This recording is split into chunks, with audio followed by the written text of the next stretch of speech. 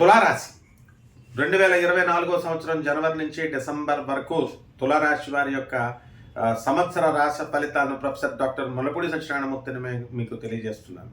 ఎంతవరకు తులారాశి వాళ్ళు ఏమండి, మేము భార్యాభర్తల మధ్య గొడవలు ఉన్నాయండి, లేకపోతే ఆర్థిక ఇబ్బందులు ఉన్నాయండి, ఉద్యోగం విషయంలో మాత్రం ఎవరు రిపోర్ట్స్ ఏం లేవు, కంప్లైంట్స్ ఏం లేవు, బ్రహ్మాండంగా ఉన్నాయండి అని చెప్పేటటువంటి వాళ్ళు ఉన్నారు.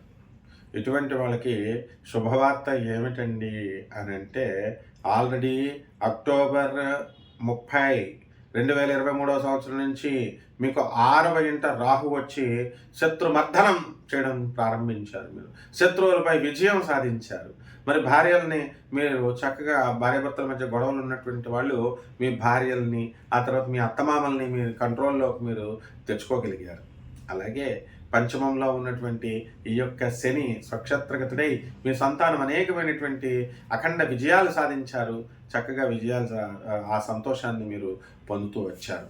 మరి జూన్ 30, 2024 సంవత్సరంలో శని వక్రించడం ప్రారంభిస్తుంది. ఆ వక్రించినంత వరకు కూడా మీకు శని ఎంతో లాభాలు తెచ్చిపెడతారు. ఆ తర్వాత మీ సంతానం కొంచెం బ్యాడ్ హ్యాబిట్స్కి లోనవడానికి, అల్లరి ఇవన్నీ కూడా జరగడానికి చేయడానికి అవకాశాలు ఉంటాయి. కాబట్టి అక్కడ కొంచెం జాగ్రత్త పడాల్సినటువంటి అవసరం ఉంది. మీరు మళ్ళీ ఎప్పటి వరకు అండి అంటే 15 నవంబర్ 2024 సంవత్సరంలో శని మళ్ళీ సవ్యదాశలోకి డైరెక్ట్ అవుతాడు. ఈ టైంలో ఈ జూన్ 30 నుంచి ఈ యొక్క నవంబర్ 15 వరకు కాస్త ఇబ్బంది పాలు మీకు మీ పిల్లల వల్ల, మొండితనం వల్ల, మొండి వైఖరి వల్ల మీకు అనేకమైనటువంటి ఆర్థిక పరంగా, మానసికంగా మిమ్మల్ని వ్యధక గురి చేయడం జరుగుతుంది. అదేవిధంగా సప్తమ గురుడు మీకు ఏప్రిల్ 22, 2024 సంవత్సరం వరకు ఏ కారణాలు, ఏ గొడవలు లేకుండా ఉద్యోగాలు, భార్య ఒక చోట ఉద్యోగం, భర్త ఒక చోట ఉద్యోగం ఉన్నారండి. వాళ్ళు వేరే వేరేగా నివసించడం జరుగుతుంది.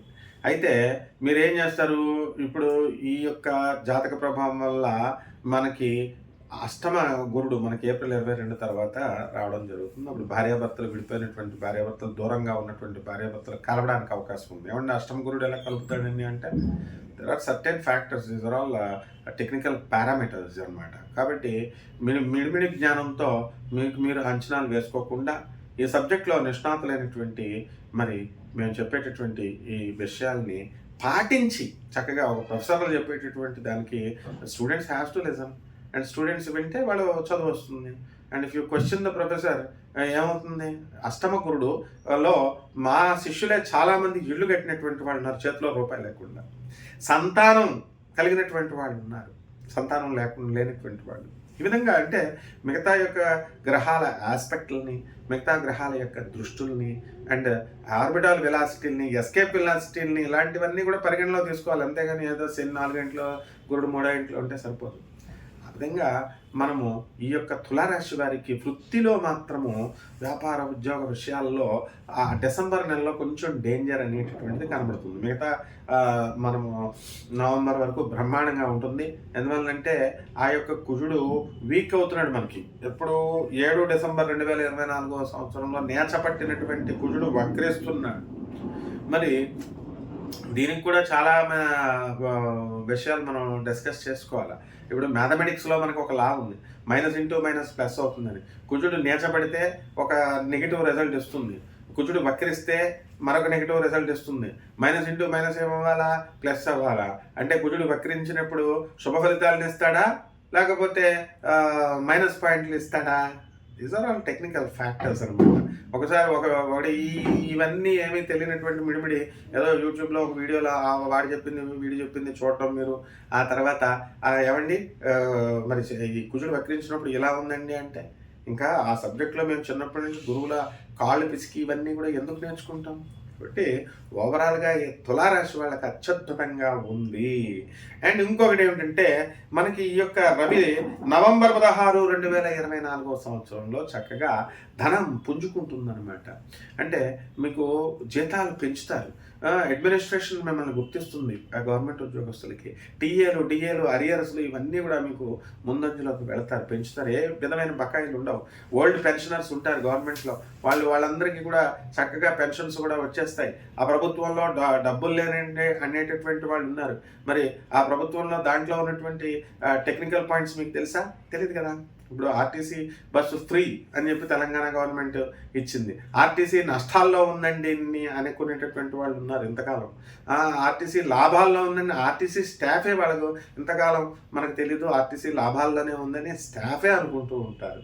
సో ఇవన్నీ కూడా డిఎంఎల్కి తెలుసు, ఆర్ఎంఎల్కి తెలుసు, ఎండీలకు తెలుసు, అందులో ఉన్నటువంటి కండక్టర్లు, డ్రైవర్లు వీళ్ళకి తెలుస్తాయి, మనకేం తెలుస్తాయి. ఆ విధంగా ఈ ఈ యొక్క అద్భుతమైనటువంటి ఈ యొక్క రవి మీకు ఇంతవరకు ప్రభుత్వంలో పెండింగ్లో ఉన్నటువంటి అన్ని పనులు కూడా మీకు పూర్తి చేయడం జరుగుతుందన్నమాట. అదేవిధంగా ఈ బుధుడు వక్రించి నవంబర్ 26, 2024 సంవత్సరంలో మనకి వక్రించడం వల్ల బిల్డర్లు కొంచెం లాస్ అవ్వడానికి అవకాశాలు ఉంటాయి.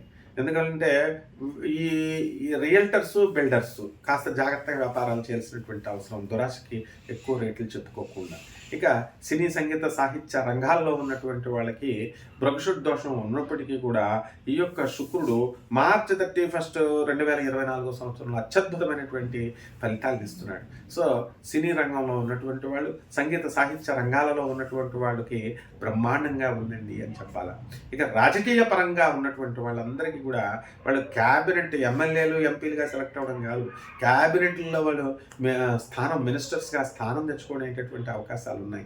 నామినేటెడ్ పోస్టులు రావడానికి అవకాశాలు ఉన్నాయి. కాబట్టి ఏ విధంగా మీరు చూసినప్పటికీ కూడా ఈ యొక్క తులారాశి వాళ్ళకి బ్రహ్మాండంగా ఉంది.